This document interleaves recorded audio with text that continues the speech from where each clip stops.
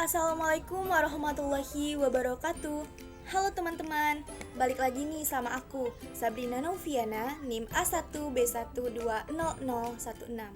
Nah teman-teman, kali ini kami dari kelompok 1 ingin menjelaskan mengenai materi morfologi.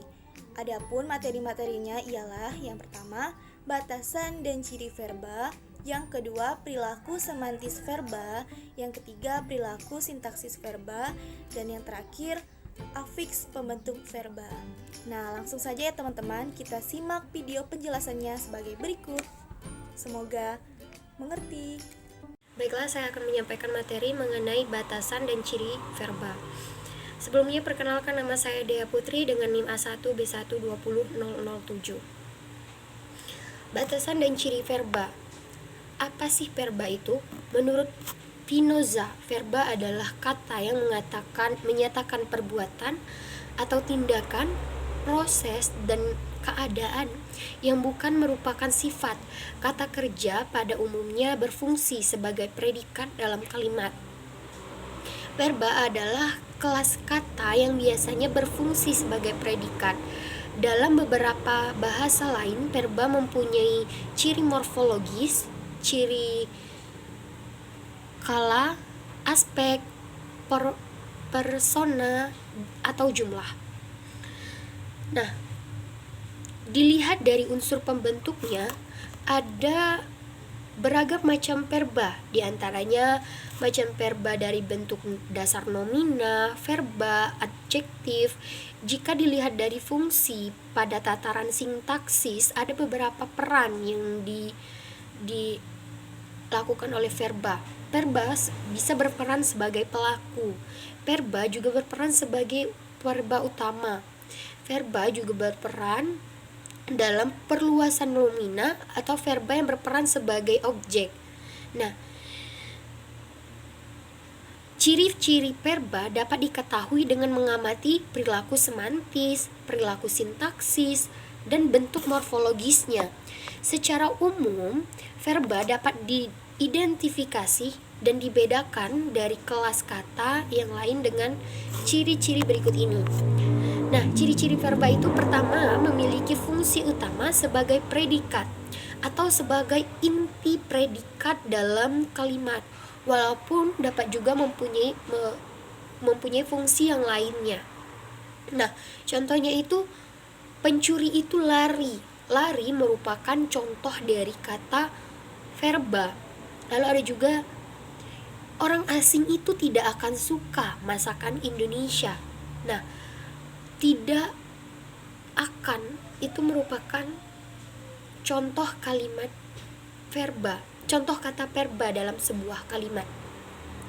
Lalu yang kedua, verba mengandung makna interen, perbuatan, proses, dan keadaan yang bukan sifat atau kualitas. Yang ketiga, verba khususnya bermakna keadaan, tidak dapat diberi prefiks ter yang berarti Baiklah, di sini saya selaku pemateri selanjutnya dari kelompok 1 yang akan membahas perilaku semantik verba. Yang mana verba ini dibagi menjadi 3, yaitu sesuai dengan referensi yang saya ambil dari buku bahan ajar. Verba yang pertama adalah verba perbuatan, adalah bentuk tindakan yang dilakukan.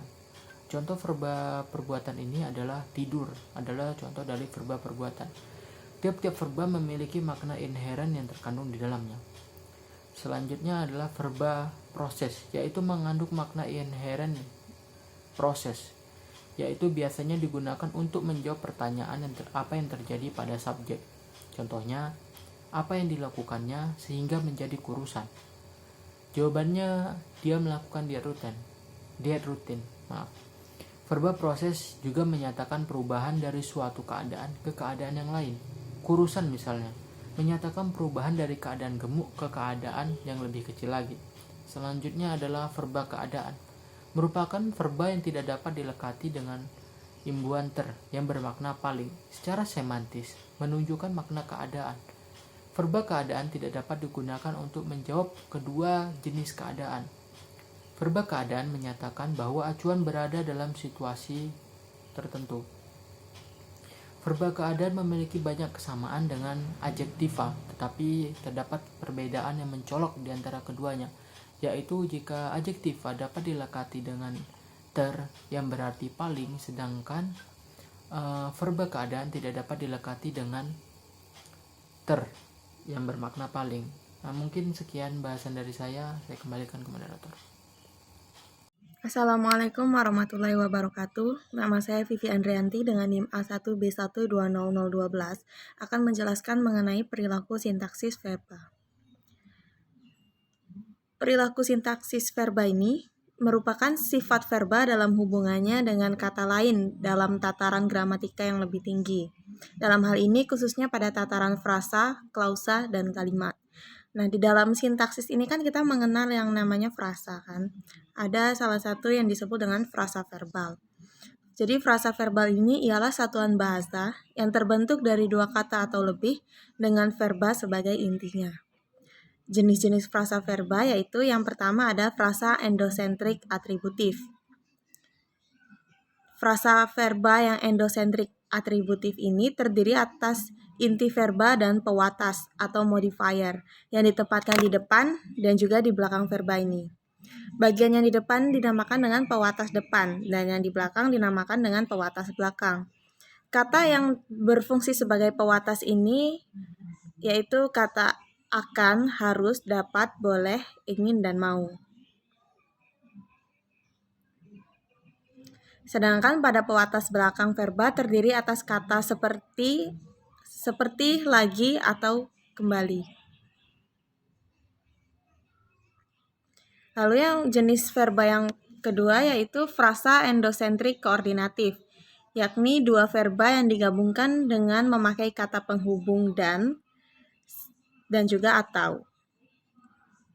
Nah, fungsi verba dan frasa verba ini yaitu berfungsi sebagai predikat, subjek, objek, pelengkap, keterangan. Dan verba dalam kalimat ini juga dapat bersifat atributif dan juga dapat bersifat apositif. Selanjutnya, jenis verba menurut perilaku sintaksisnya. Yang pertama adalah verba transitif. Verba transitif adalah verba yang memerlukan nomina sebagai objek dalam kalimat aktif. Lalu jenis yang kedua yaitu verba semitransitif dan tak transitif. Nah, verba tak transitif ini dapat dibagi atas verba semitransitif atau verba tak transitif berpelengkap dan verba tak transitif yang tak berpelengkap.